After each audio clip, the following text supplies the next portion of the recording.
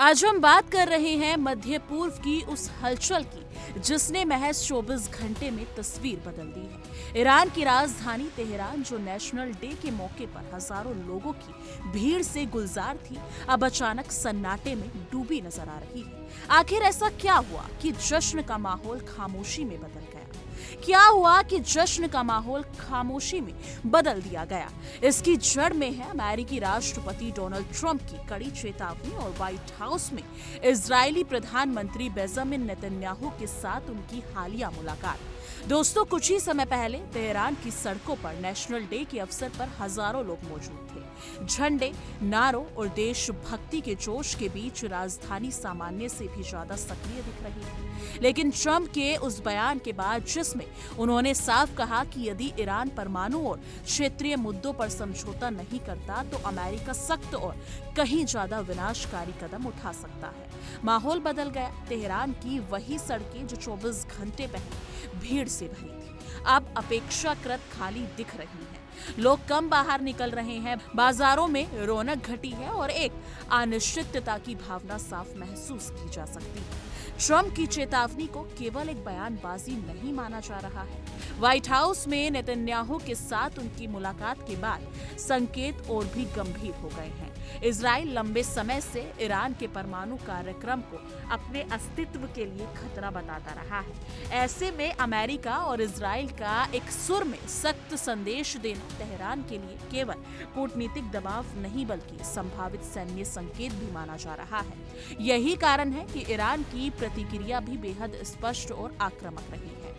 ईरानी नेतृत्व ने कहा है कि उनकी उंगलियां ट्रिगर पर हैं और किसी भी हमले का जवाब देने के लिए वो पूरी तरह तैयार है। अब जरा अमेरिकी सैन्य गतिविधियों पर नजर डाल लेते हैं। अमेरिका ने मिडल ईस्ट के समुद्री और हवाई इलाकों में अपनी मौजूदगी कई गुना बढ़ा दी है।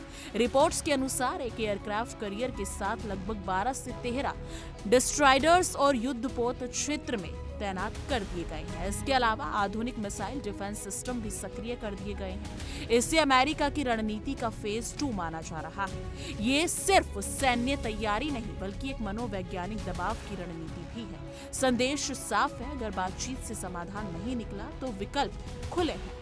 ईरान की बैलिस्टिक मिसाइल क्षमता को देखते हुए अमेरिका की ये तैयारी साधारण नहीं है।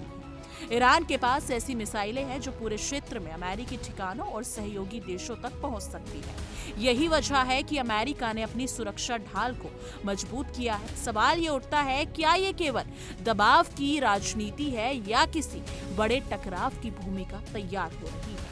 लेकिन तेहरान के भीतर जो सन्नाटा दिख रहा है वो सिर्फ डर का संकेत नहीं बल्कि सतर्कता का भी प्रतीक है। आम लोग स्थिति को भांप रहे हैं। सोशल मीडिया पर चर्चाएं तेज हैं, लेकिन सड़कों पर आवाजाही कम हो गई है।